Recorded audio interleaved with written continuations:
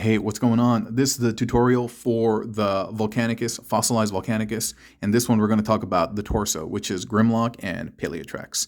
Next videos, we'll go over some other limbs, but yeah, this one is going to be dedicated to Grimlock and P-Trex.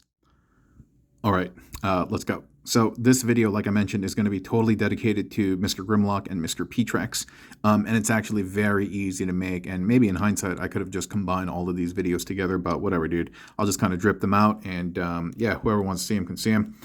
So one of the things that I really like about this one, I mentioned in some of the other videos, is this head crest. I love it. I love it. He feels like this tribal chieftain, you know, with these feathers, with this mask, and then you got this like mohawk thing on the back and almost like this animal skull. Really cool, right? And this power rod over here. Now that the limbs aren't there, yeah, it looks like it's lining up a little bit better. When we had Spindle on this side over here and he had the sword, it was kind of like dragging everything down, so it made everything a little bit like asymmetric, out of place, but this looks clean.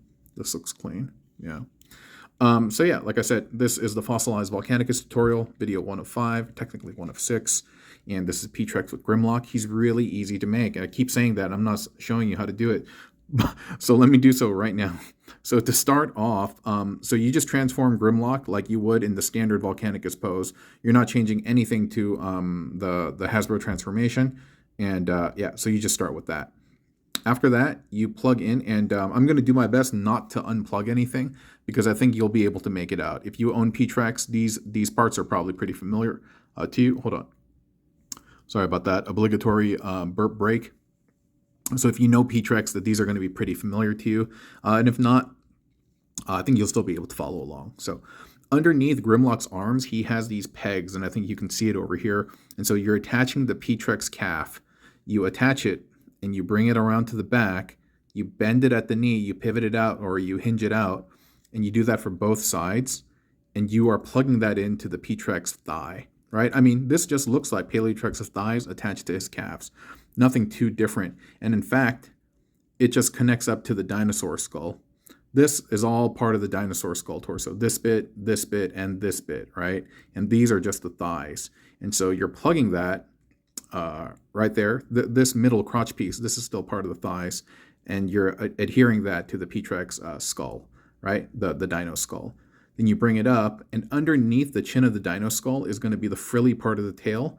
And you can plug that in. I had to use a piece of paper because the fit wasn't that great. And then on the bottom over here, I just have the Paleotrex robot head.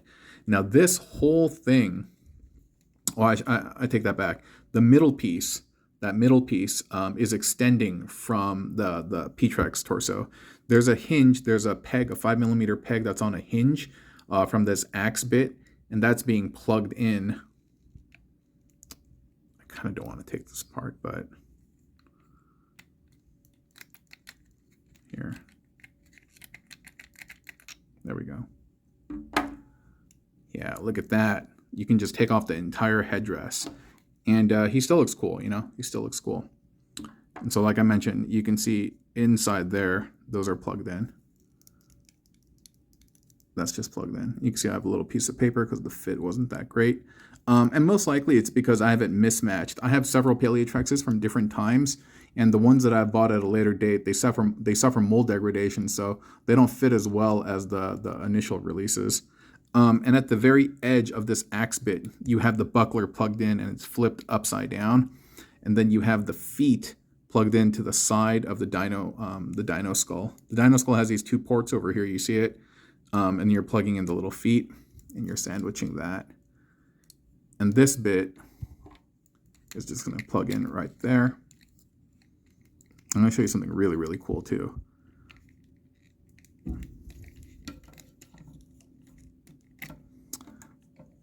In order to get this to sit properly, you actually, it fits over his crest. It's really cool.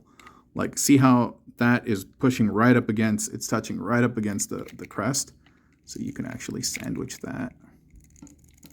Yeah, so that it's like, it really is housing the crest.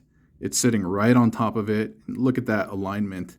Look at how everything's lining up. Isn't that beautiful? Gorgeous, right? That little space in the middle lining up with his little, the lines over there, and those bits cascading down to the gold parts on it. This is phenomenal, just phenomenal. I love it so much. I can't find the the dark part of the tail, the end part of the tail, but it just plugs in over here and then it extends out. But yeah, I can't find it right now, but that's where it would be. And there you go. You have the torso right there. Neat, right? Really, really neat. Really neat. And yeah, so next video, number 2 of 5, is going to be the swoop and wing finger arm. So stay tuned, okay? See you, fam. See you later.